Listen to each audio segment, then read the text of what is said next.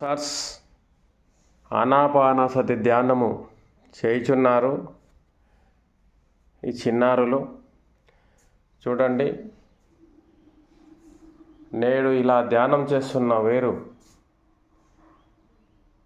ఆనంద్ బుద్ధ గారి లంక.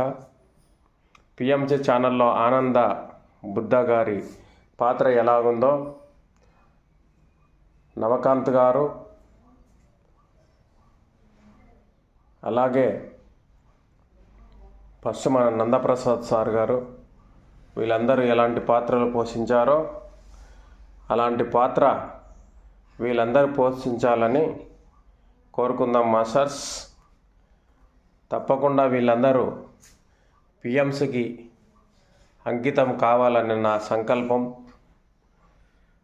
వీరిని అందరినీ పత్రిసారు తప్పకుండా పిఎంసికి అంకితం చేసి వీళ్ళందరూ పిఎంసిలో రేపటి పౌరులుగా తీర్చిదిద్దబడాలి.